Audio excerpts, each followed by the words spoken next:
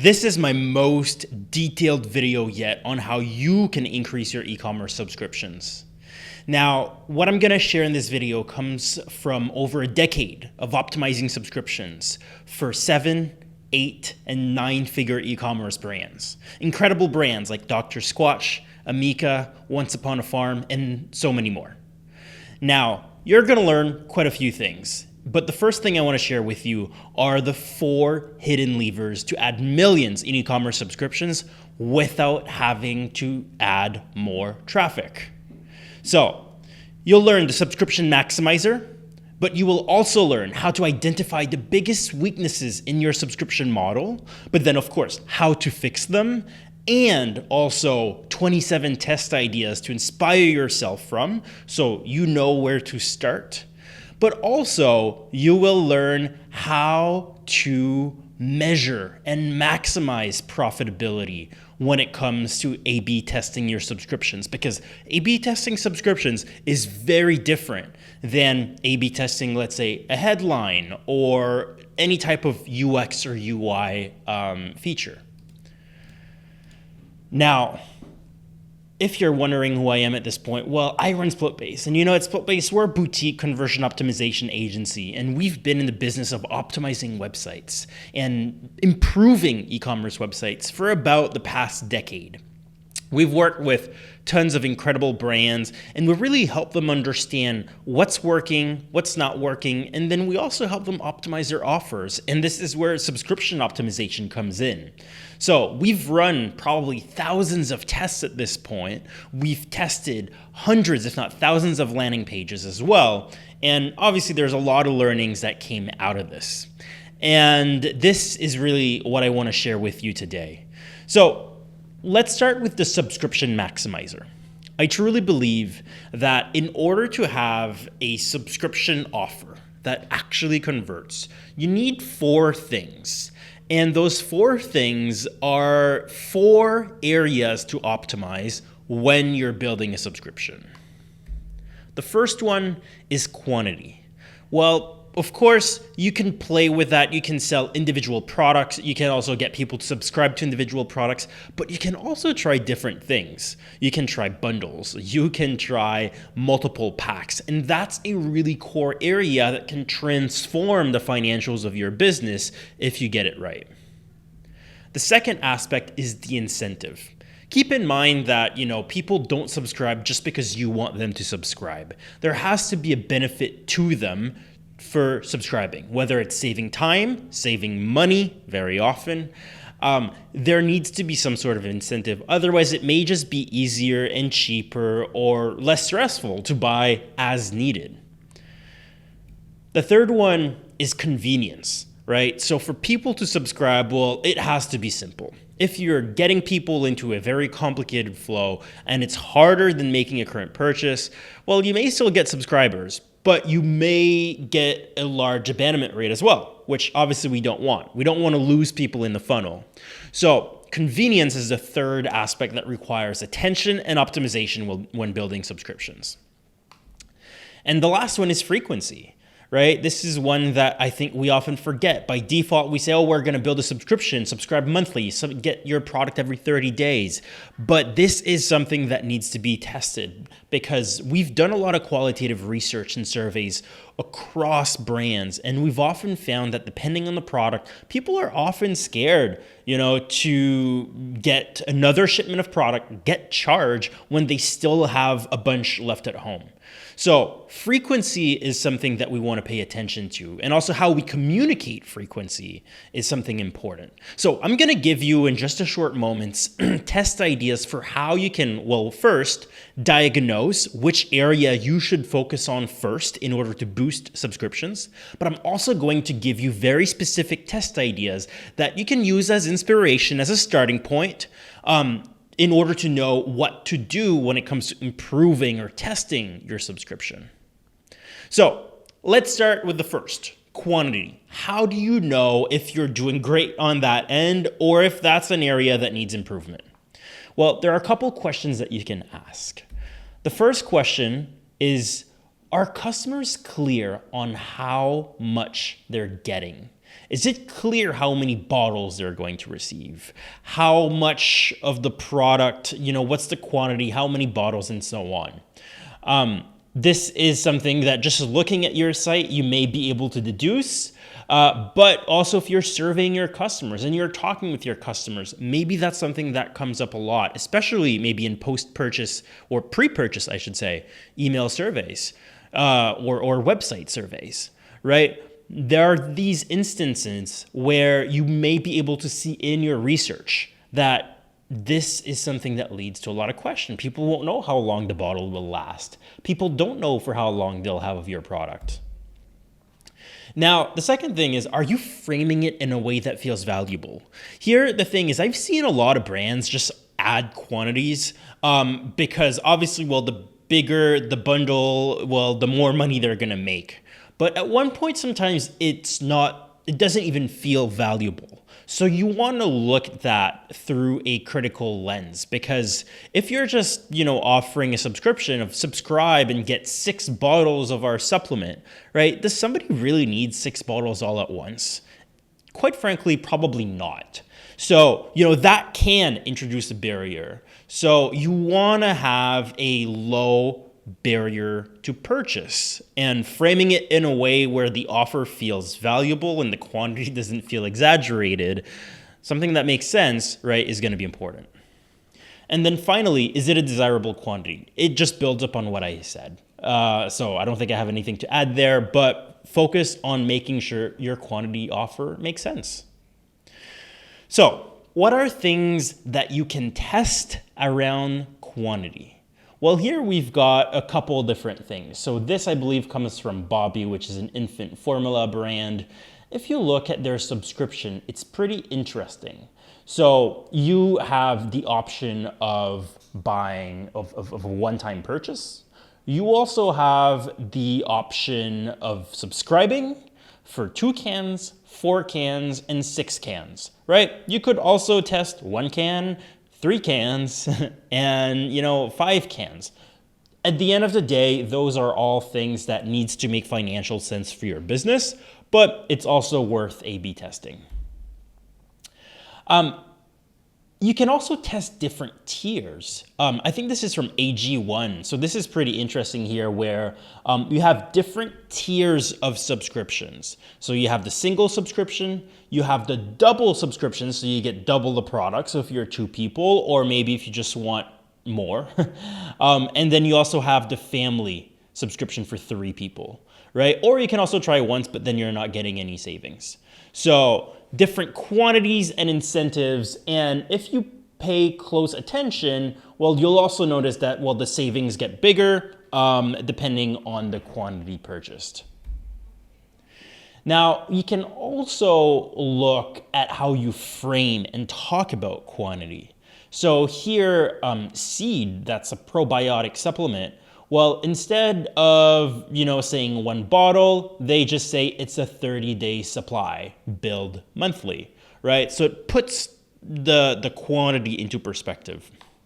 When we look at Haya on the right, you'll see here that it allows you to pick the number of kids. I think that's brilliant, right? Because if you have multiple kids, that makes more sense. You're going to pick how many kids you have, and that's going to determine how many bottles you need. So quite brilliant. Instead of just saying, do you want 1 bottle, 2 bottles, 3 bottles, 4 bottles, there were 5 bottles. At that point, it could feel excessive. But when you frame it into how many kids you have, it makes sense, right? So again, that's another way of framing quantities. You can also look at bundling with other products. For example, here, we've got an example where the quantity, it really depends on how many you want or how many products that you want to try. So you can buy the select, you can buy the light roast, the medium roast, and ultimately you're building your box. Now, let's look at this example from Snow. You can also use images to display the quantity so it has more visual impact, right? So here, for example, their kit says that it's got 3 serums. If you look at the image, you have 3 serums. So it's very clear what people are getting.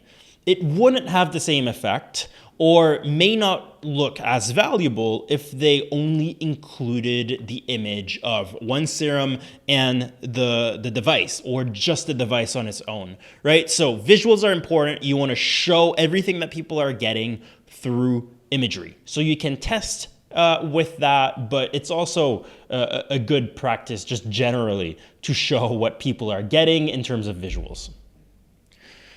Now, the second aspect of our subscription maximizer is incentives. In order to determine if you're doing things right on the incentive level, you want to ask yourself these questions. So first, are you giving customers a compelling reason to subscribe? Does the incentives justify choosing a subscription over a one-time purchase? And is the incentive profitable? And that last one is very, very, very important. So let's just go through all of them. The first thing is you can add a subscription option to your website and simply offer people the option to subscribe, right? So that's on every product page, and you will probably get some people who, just for the convenience factor, wants to get the product every month. But now, if your goal is really to increase subscriptions because of the recurring revenue benefit, well, you may want to give a bit of an incentive. So this is where you have to test. You have to test, are we better to give a discount? Are we better to give an additional product? We're going to go through some test ideas shortly, but that's important. Second thing is you want to make sure that incentive is actually interesting, right? Because I've seen some brands give incentives that, quite frankly, don't feel super interesting or aren't really a motivator to subscribe. So make sure it's something people actually want. And then finally, is the incentive profitable? And this is probably the most important part, because everything at the end of the day aligns with your P&L. And you want to make sure that if you're giving customers a discount to increase subscriptions, you want to make sure, is that actually something that's going to make more money in the end? Because maybe you're going to get more subscriptions, but if the incentive is really cutting out your profit or it's hurting your short-term cash flow, I mean, you're just shooting yourself in the foot, potentially short-term or even potentially long-term.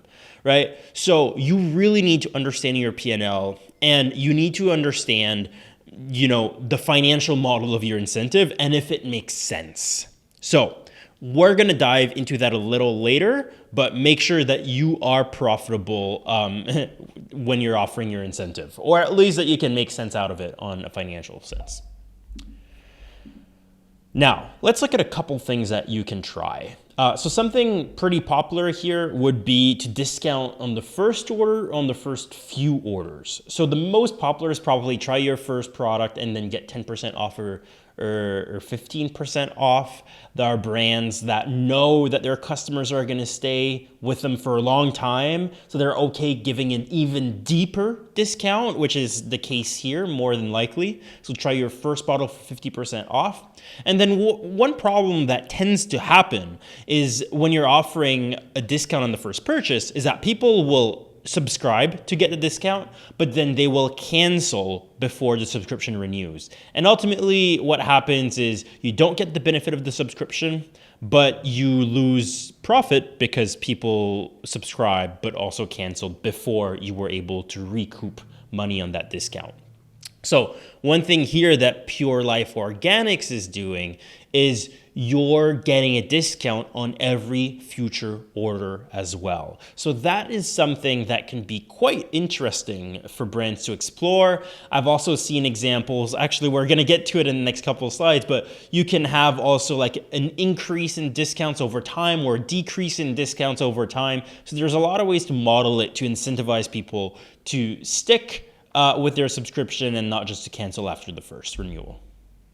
Another way here is also to just test the discount percentage, right? I've seen brands that have offered 10%, 15%, and the conversion rate was the same whether it was a 15%, 20%, or 10%. So it's important to test those discount levels, because at the end of the day, you don't want to lose profit and you don't want to lose money unnecessarily. Right? So find what allows you to get a healthy conversion rate, but also allows you to get a good amount of profit. Now, here, something that you can do, and this is slightly different, but you can increase the discount level with different product quantities, right? In this case, for example, we've got an example where the more you buy, the greater the discount. So testing those thresholds is going to be important. Best practices are all over the place. I'm sure you're going to find lists of subscription best practices all over. And sure, best practices can be helpful. They provide starting points, but it doesn't mean that, whatever practices you're reading about is what you should be doing. And this is also why I'm telling you here, those are things that you should test and not just copy for your site. And it's also why you should first diagnose which areas of your subscription you might be the weakest in before you copy those, because optimization always works better. It always works better when we start with a problem and then we find a solution to that problem, other than the other way around.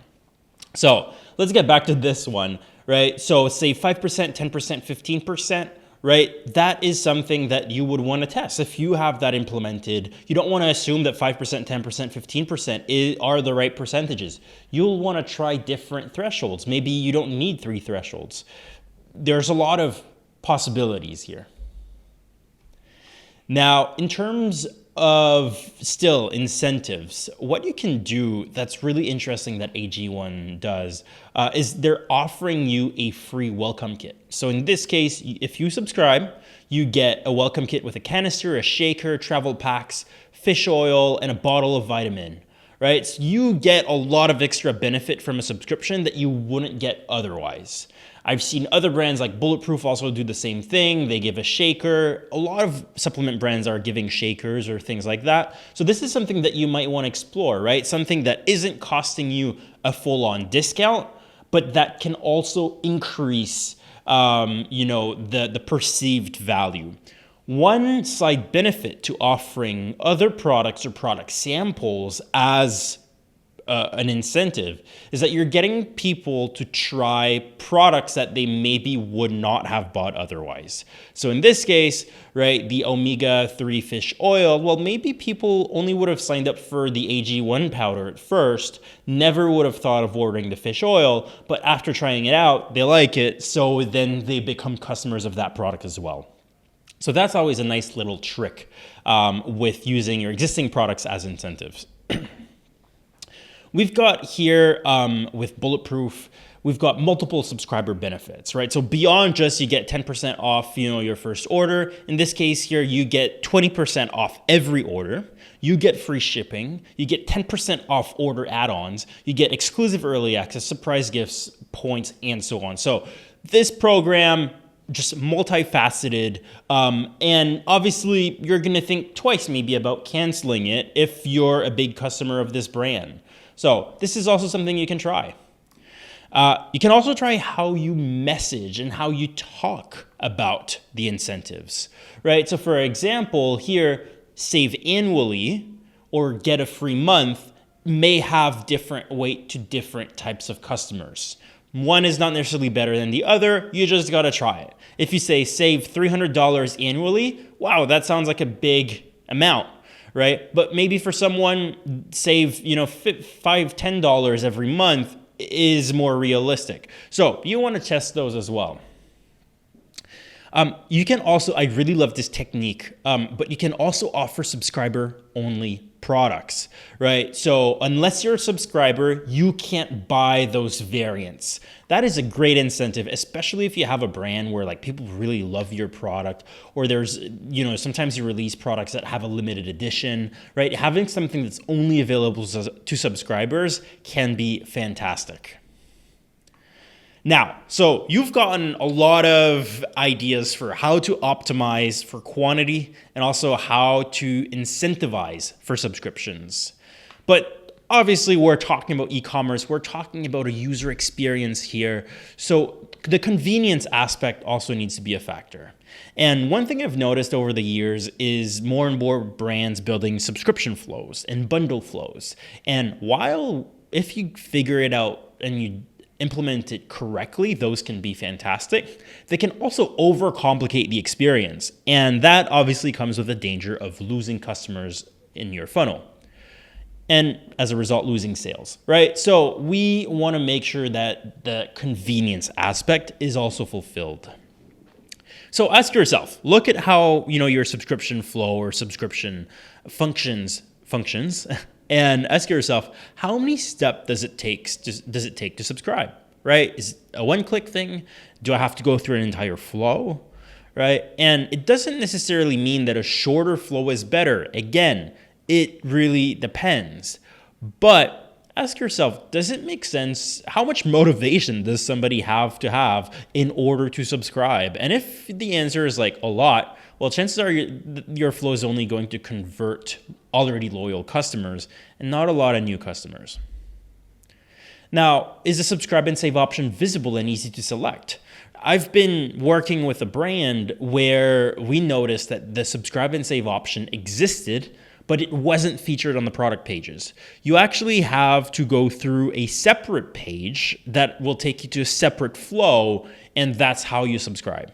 As you can imagine, very few people notice that it exists, and obviously that's a missed opportunity, right? So the convenience aspect here is pretty important. And last, can customers subscribe directly from the PDPs, or are they taken to a different flow? Exactly what I said earlier.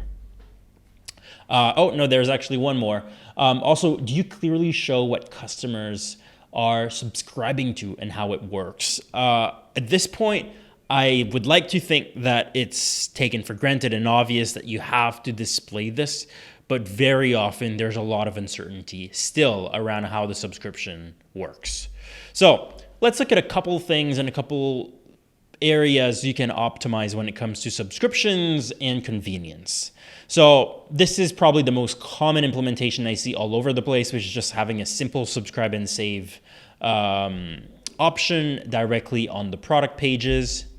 You can also try a custom flow, right? So here, Dr. Squatch, for example, a brand for whom we've optimized their subscription flow a ton. And it's also a brand that we've made more than $1 million a month in additional revenue through an optimization program that dove into their data, understood their customers, and then we went and A/B tested a lot of things.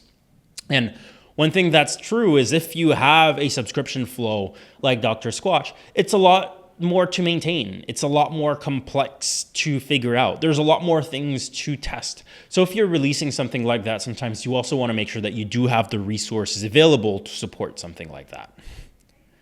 Now, you can also try, pre-selecting the subscription instead of a one-time purchase, right? So a lot of brands are going to add the subscribe option. You could run an A/B test where the subscribe and save option is enabled by default. I'm also going to show you in a couple minutes exactly how to analyze an A/B test like that, because it may not be super obvious.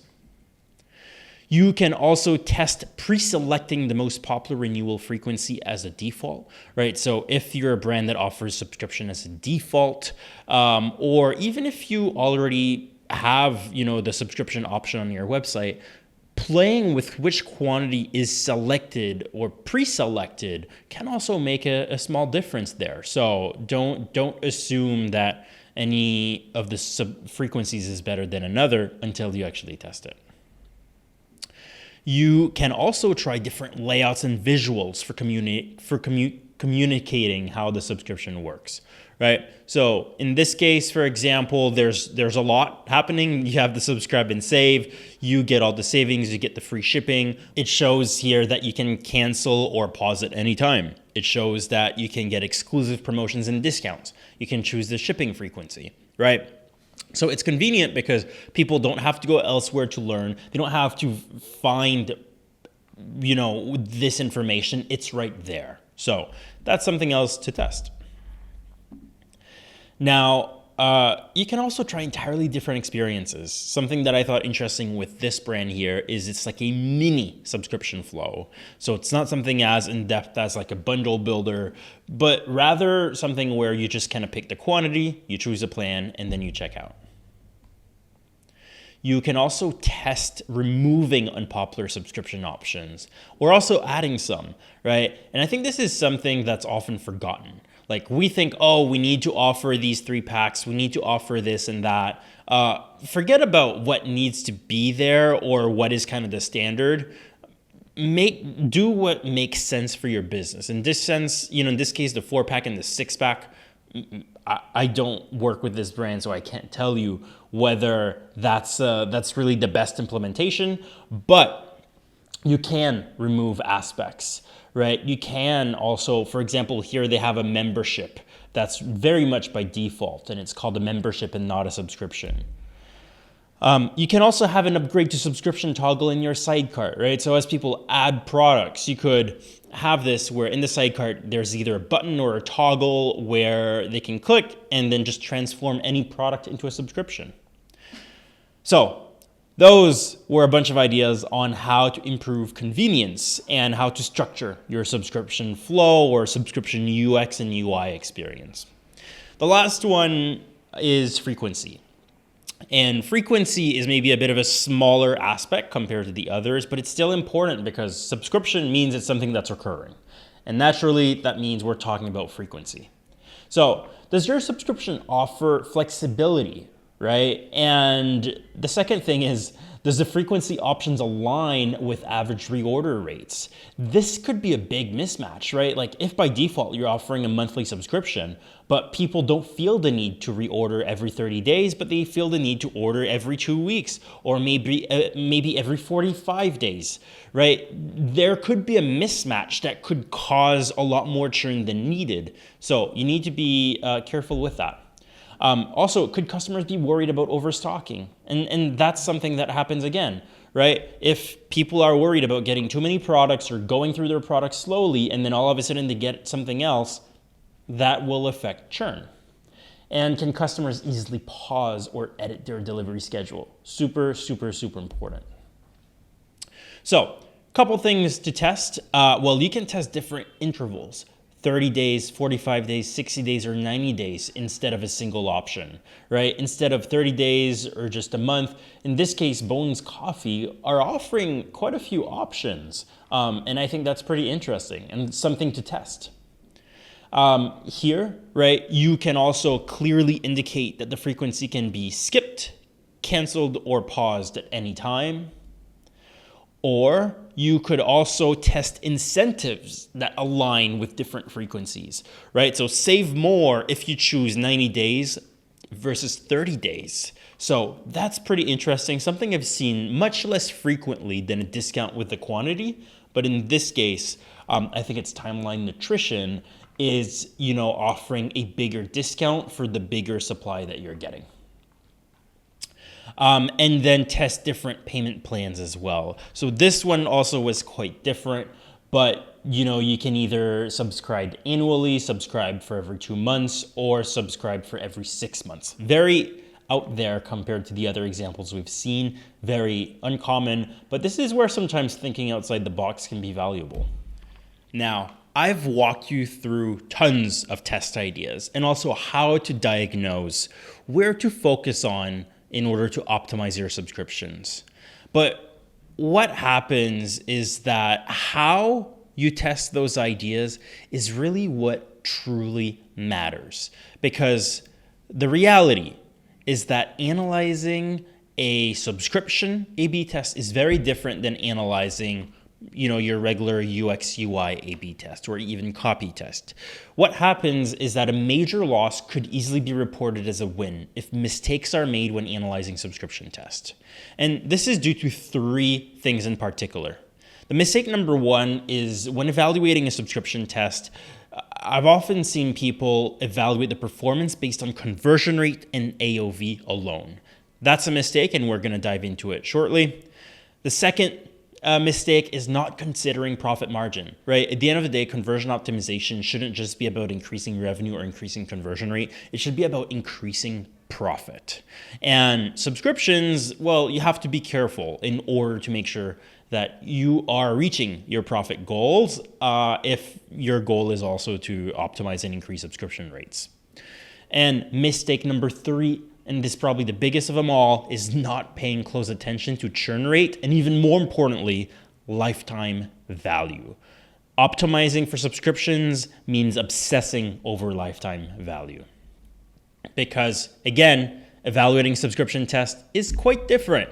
So let's look at two examples here. So one example, we've got control and we've got a variant that's getting tested. In control, we have the one-time purchase is enabled by default. In the variant that we're testing, so in version B, well, it's the same product, but instead of one-time purchase being enabled by default, we have subscribe and save 10% enabled by default, and therefore by default, the price also appears lower. So let's say you run this test. The test runs for a couple of weeks.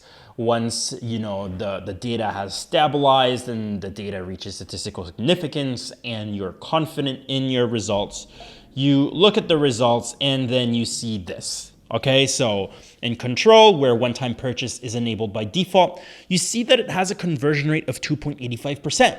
The AOV is 98. There's about 270 people who bought, and you made about $27,000. Great. In variant 1, where the subscription option is the one that's the default option, conversion rate is a little lower, 2.67. The AOV is a little lower. Fewer people bought, and well, there's less money made in general. So when you're looking at this, it could be easy to just write out the box, say control is the winner. It's made a lot more money. It's made a lot more, in terms of AOV and conversion rate than my variant. The problem is that it may not be the winner. It could be, but it may not be. And this is why. At the end of the day, you have to remember that a subscription isn't something that happens once, like a one-time purchase. It's going to be recurring. It's going to bring you money every month, of course, unless everybody churns out in the first month. So you have to look at your lifetime value. In control, the lifetime value of someone who purchased the product one time is $197. But in variant 1, where subscribe is the option by default, after 6 months, the lifetime value of that cohort is $428. The reason is it's because you got more subscribers in the variant, and ultimately, well, that was recurring revenue. So you have two ways to look at this, because first, well, what's your goal? Are you looking for long-term gains, or do you need quick returns? If you're optimizing for lifetime value, if you're optimizing for longer-term profitability, this is where you probably will declare the variant a winner, because you care more about the lifetime value in 6 months than you care about the upfront conversion. But if you need immediate cash flow, or you have issues with your payback period, so higher upfront revenue is necessary, well, in that case, you might want to call control the winner. Now, there's also some pros and cons, right? So if you're prioritizing upfront conversion rate, well, the payback period is shorter. Ideally, maybe you're even profitable on that first purchase and you don't really need, people to subscribe. Then having more people that subscribe upfront means more people in your funnel. And when people are in your funnel, well, it's just the beginning of a journey, right? So that means more opportunities for remarketing, more opportunities for upselling and cross-selling people down the line, or even opportunities to convert them into a subscriber later on, right? So you still have that potential to convert those one-time buyers into repeat customers, as long as your email infrastructure, as long as your remarketing program is dialed in. It's also a lower barrier to entry. It's a lot easier to convert people into a one-time purchase than it is into a subscription. But of course, you get the downsides of no guarantee of repeat purchases, higher acquisition costs, right? Because lifetime value is not as high, although this can depend on your model. And then revenue is a bit more unpredictable.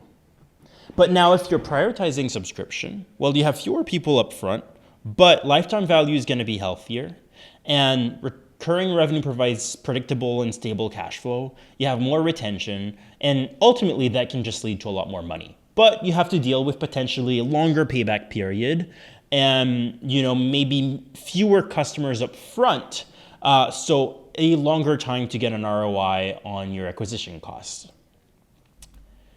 So There's really three popular approaches that I see brands choose, and there's no right or wrong answer. Again, you need to figure out what's best for you based on your goals, and I just recommend at this point that you probably chat with your CFO to really do, the proper financial modeling to get the right answer. But the one-time approach is very often preferred by brands that are very, very aggressive with cold acquisition, right? It's also great if you also have your email marketing campaigns dialed in and your remarketing campaigns dialed in, because after someone's your customer, you have plenty of chances and opportunities to convert them into a subscriber later on, right? So it's just a question of having that set up so they do become subscribers eventually. And obviously, a larger customer base means more opportunities to make more money.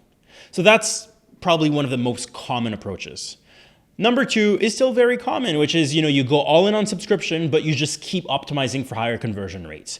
We've had multiple brands in the past that just went all in on subscription, right? And that's fine. You just need to make sure that you're optimizing for that.